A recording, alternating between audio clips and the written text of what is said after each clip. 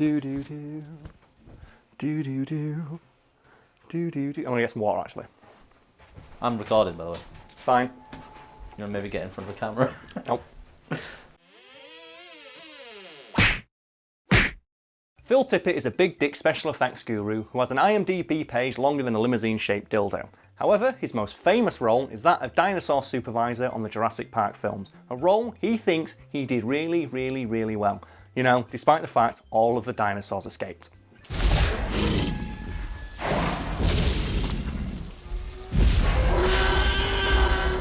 So Karl, what are you talking about? Yeah, I should probably take a step back and talk about how Phil Tippett secured the role of Dinosaur Supervisor, because that's a sick, awesome sounding title, and people might be confused about what exactly it meant.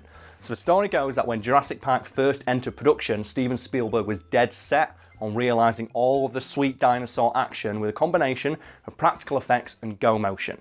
And go motion, for anyone who doesn't know, is basically stop motion where all of the movements are smoothed over using computer wizardry to make everything look a bit more organic. A technique, it should be noted, Phil Tippett basically invented. At this stage, the plan called for all wide shots to be done with Phil Tippett's go motion technique, a modern extension of traditional stop motion animation. Yeah, so what happened to Tippett's work? Because I don't think there's any go motion in the film at all. There isn't, because someone at Industrial Light and Magic basically realised a similar scene using CGI, and everybody agreed that it kind of looked better.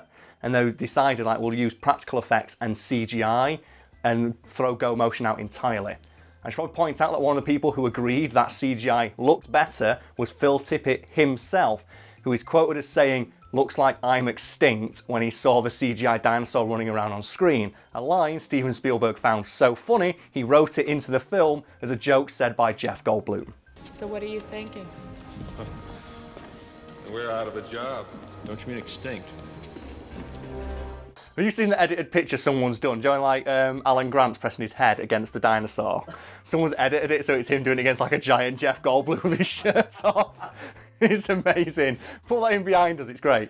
My favourite thing about Jeff Goldblum is that he's reached such a point in his career where the word Goldbluming is actually a thing. It's like when he's in Thor Ragnarok, and like I believe actual reviews just say, Jeff Goldblum is just Goldbluming it the fuck up the entire time, and it's glorious.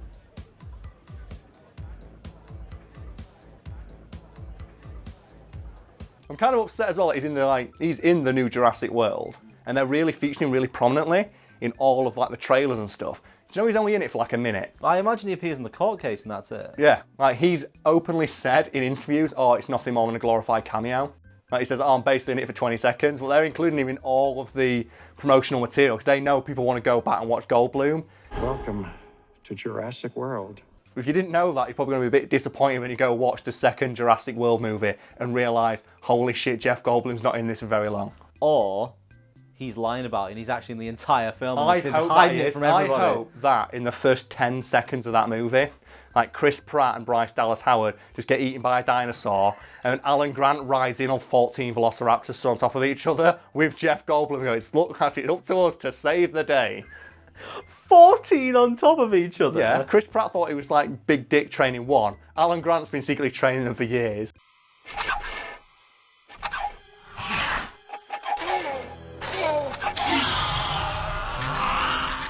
As an aside, because I want to talk about this because I love Sam Neill, do you know the reason he's not really in movies anymore? He just has like cameos in other stuff when people ask him to.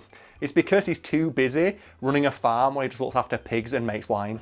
And it's amazing. His Twitter is a picture of him with just a bottle of wine on his head. And it's fucking great. And his actual Twitter profile is, I make wine, axe a bit if pressed. And that's it. And every now and again he just posts a picture of a pig and puts, look at this pig, isn't it cute? And that's it. That's all he does. And that's glorious. I love it.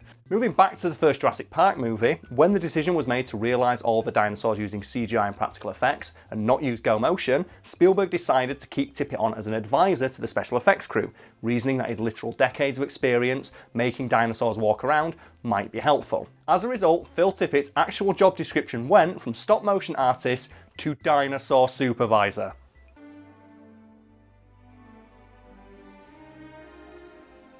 That's a fucking awesome title. Obviously the idea is that he supervises like the movement of the dinosaurs, but when you read Dinosaur Supervisor, it just sounds so fucking sick awesome, doesn't it? That's like the most radical job ever. I love it. Dinosaur Supervisor. I hope that's on his CV. Of course it is. It's on his IMDb page. It literally says Phil Tippett, Dinosaur Supervisor, Jurassic Park. It says it on his IMDb. It's amazing. It's great. I love it. Although Tippett's job title obviously refers to the fact he was a supervisor of how the dinosaurs moved and behaved while on screen, fans of the movie evidently found the wording of his title kind of hilarious, given that in Jurassic Park, all of the dinosaurs escaped.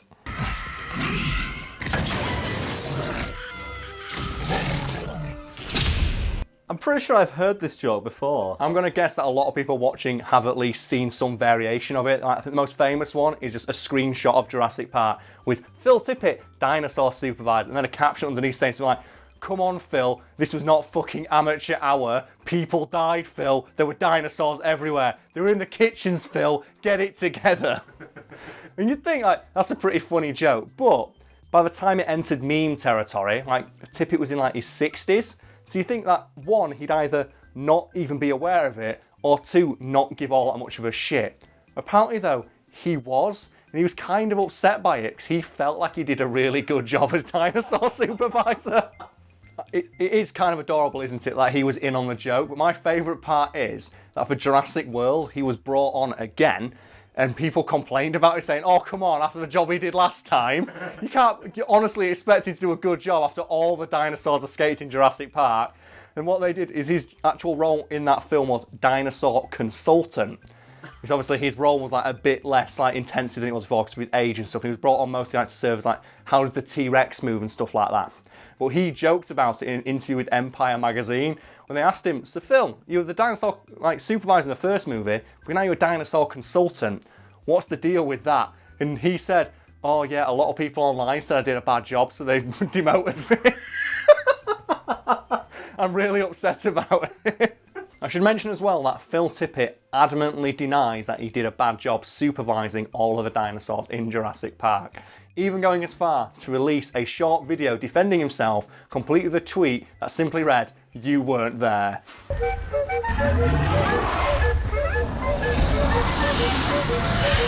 This is great. I know it's a stupid story. People are like, "This is stupid. He wasn't really supervising the dinosaurs. You guys are no fun and you can fuck off." This is an adorable story and I love it. Despite Tippett's assertion that he did a very good job supervising all the dinosaurs in Jurassic Park, fans continued to harass him on Twitter, insulting him for releasing all the dinosaurs and indirectly getting Samuel L. Jackson killed. Someone who jumped to his defence was the director of Jurassic World, Colin Trevorrow, who tweeted out that his work on Jurassic World will be his last chance to prove that he's a good goddamn dinosaur supervisor. And we all know how that went.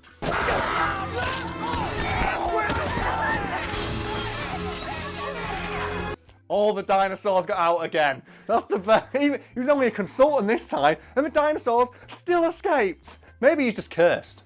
Do you know my favourite bit about it though? It's all the jokes people have made about the memes about him being like the iceberg supervisor on the Titanic, stuff like that. It's great. I love the idea. It's so fun. What a neat little story. So Karl, does he still to this day maintain that he was a good dinosaur supervisor? He does, but he has since admitted that maybe, just maybe, he was in over his head. And he tweeted out in 2015, randomly, "To be fair, there were a lot of dinosaurs. It was a very large job." So I remember a couple of years back, you drunk tweeted your viewing of Jurassic Park, didn't you? Oh yeah, because I was actually drunk tweeting Power Rangers the movie at the time, and then I got the news that Richard Attenborough had died. Obviously, like John Hammond from Jurassic Park, and I was so upset because I was like really drunk that I immediately turned off Power Rangers, which I never do, and watched Jurassic Park instead, and drunk tweeted all of Jurassic Park, just breaking it all down. And that guy is an asshole in that movie. So if you watch it back, you realise he's a huge asshole. Hammond? Yeah. That was a bit right at the start of the movie where you hear someone saying 2 people have already been eaten by dinosaurs, lawyers are starting to sue, and John Hammond gets really annoyed about it. It's like, "Oh, I'm being sued, am I? Well, I'll show you, Mr. Lawyer Man." I shut you down, John. In 48 hours, I'll be accepting your apologies. I think the way I captioned it is John Hammond angrily pointing at the lawyer, saying, "2 people may have died in my park, Mr. Lawyer, but in 2 weeks when no one else has died, I'll have the last laugh." It's like, what an asshole. Also, it kind of falls apart. Do you know the bit where he walks up to Mr. DNA and he gets the pinprick? Yeah. Right. Oh, John, that Like, was he planning on doing that every time, or did he arrange that just for that one show? Because that's going to be really annoying for him, isn't it? Also, yeah, that's a lot of animation effort for one performance. Also, when he says he's there for the birth of every single dinosaur, it's like, were you really? That leads into the theory, if you've heard it, that John Hammond is actually like a big, huge, like, faker, and that the dinosaurs aren't real. John Hammond talks about the fact he had a flea circus that didn't have any fleas there, but because he told people that they were fleas in this like flea circus, it was just a mechanised thing that went around in a circle. People said, "Oh, I can see the fleas," and that's the theory that maybe the dinosaurs aren't real. They're not real dinosaurs. They're just the best guess of what he could make using the genetic material that he's got, and that's the theory about why the dinosaurs don't have feathers, which I think Dr. Wu addresses in Jurassic World when he says, "Oh, these dinosaurs don't look anything like they should. We had to like basically slaughter the DNA we had and mash it all together to create like basically abominations of nature." And I like that. That's a nice theory. That he's actually a huge asshole. And Joni keeps saying spared no expense, and then you work out, well, if he spared no expense, why has he only got one IT guy? And why is that IT guy constantly complaining that he can't afford to like live and he's not being paid enough? I thought he spared no expense. If you watch that movie with a drunken critical eye like I did, it kind of falls apart. Like my favourite one has got to be like Alan Grant, dinosaur expert. And I remember you laughing, so put the picture behind me, because I just remember watching it and laughing for about 5 minutes, because there's a scene in it when Alan Grant goes up and sees like a dinosaur and points at it and says, "It's a dinosaur." It's a dinosaur. And I captured that and just put Alan Grant, dinosaur expert, and it just looks so crap. Without any context. It looks so it's stupid. So funny. Also, the bit at the start of that movie where Alan Grant goes to that little kid. Oh god, yeah. And he says like raptors instinctually go for the balls. And he gets like the raptor claw, and you hear off camera him scrape the claw. Here. Here. And he's obviously scraping off the front of this kid's pants. It's like, so he threatened to cut this kid's fucking balls off for laughing about velociraptors. There's also the woman in it who says like, "Oh, you need to respect nature. Like, you know, the slightest change to the environment for these creatures could cause catastrophic effects." And then the next scene she's in, she walks over to that dying Stegosaurus, or no, Triceratops. Starts pouring at its face and shoving her hand in its mouth. It's okay. That film really falls apart if you like watch it again and you think, "Oh man, all the people in this are terrible," except for Jeff Goldblum, who's awesome. He is awesome, no matter what happens. As much as we're making fun of it, we have to talk about the best scene in the movie, where the T-Rex stumbles in and just roars, and the fucking banner falls down when dinosaurs rule the earth. Oh, it's so fucking cool.